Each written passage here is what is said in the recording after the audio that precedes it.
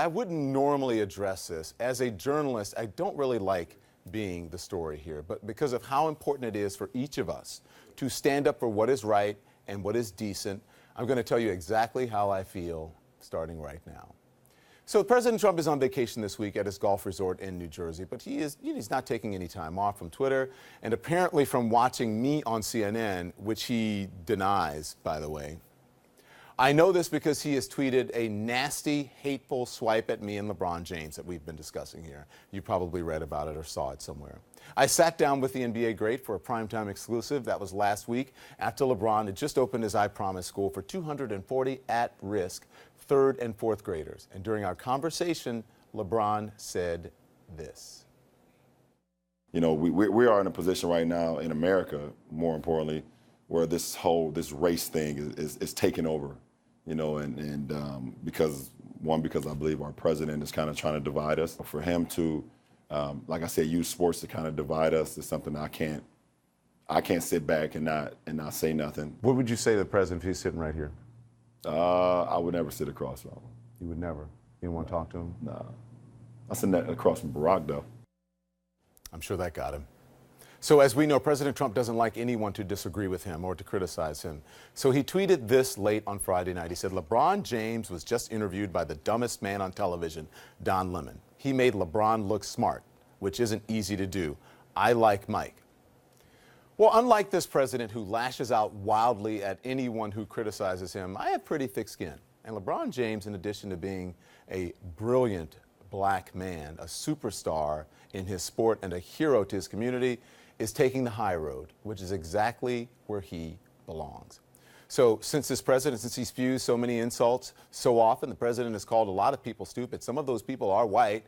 But I would just like to note that referring to African Americans as dumb, remember this is America, referring to African Americans as dumb is one of the oldest canards of America's racist past and present, that black people are of inferior intelligence.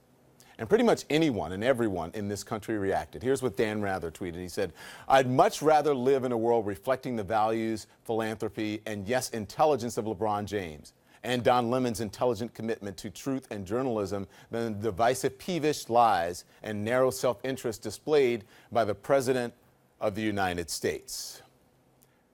This tweet from, thank you, Mr. Rather, by the way. This tweet is from Barbara Streisand. Why isn't Trump more concerned with the wildfires wreaking havoc across the country or the many critical decisions facing the President of the United States instead of insulting LeBron James on Twitter?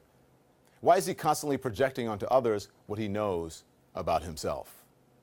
Ohio Governor John Kasich, a Republican who is no fan of the president, writing, rather than criticizing at King James, we should be celebrating him for his charity work and efforts to help kids. By the way, all around, he's better than Michael Jordan. That's a fact.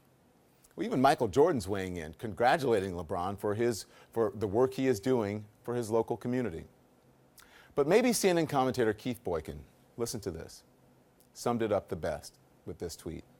In Trump's world, Obama, Kenyan, LeBron James, dumb, Don Lemon, dumb, Maxine Waters, low IQ, black countries, shitholes, black athletes, SOBs, black tenants, unwelcome, black workers, lazy, Central Park 5, guilty, Mexicans, rapists, Muslims, terrorists, Indians, fake, Nazis, wait for it, very fine people. Notice a pattern? This president constantly denigrates people of color and women too. Congressman Maxine Waters, his new favorite target. Maxine Waters, a very low IQ individual. Maxine Waters? A low IQ individual. She is a low IQ individual, Maxine Waters. I said it the other day. Honestly, she's somewhere in the mid-60s. Maxine Waters. Very low IQ. Low IQ. But then again, this is the same man who for years tried to deny the legitimacy of America's first black president by questioning over and over and over whether Barack Obama was born in this country.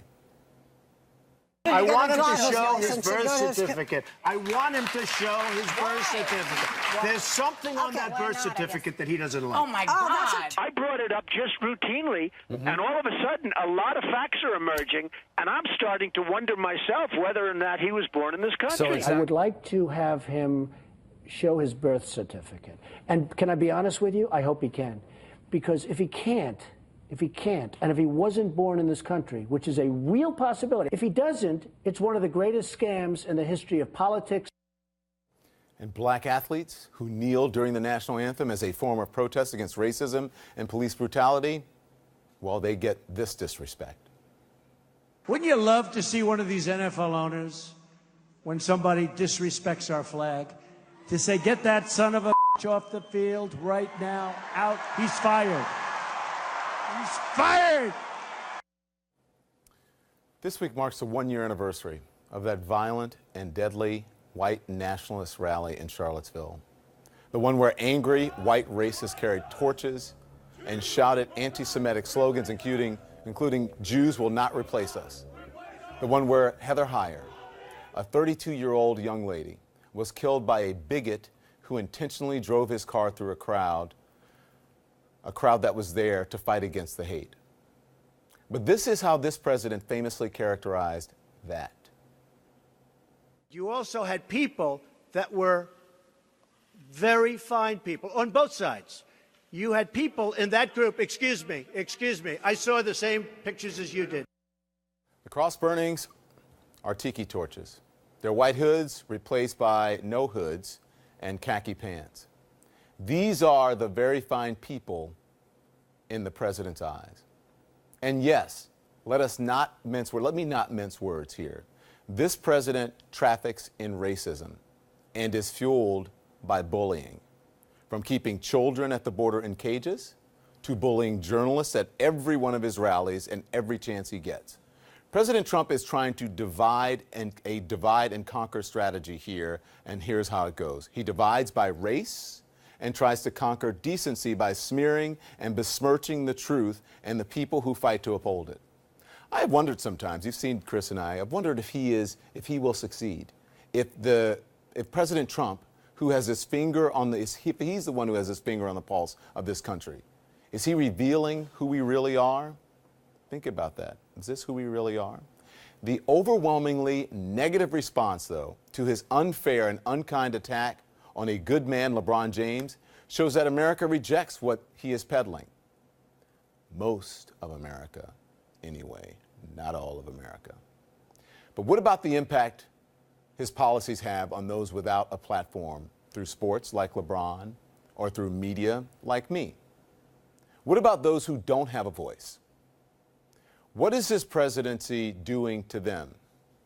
The kids separated from their parents at the border, the kids who don't have the chance to attend LeBron's school or any halfway decent school, the parents who you can't honestly tell their children to be proud of the president of the United States, the people of color who are attacked by their fellow citizens who feel emboldened to be publicly racist because the president is. Will the country stand up for them? We, the decent and truly patriotic people who really love America and believe in its greatness, have to, because clearly Donald Trump won't.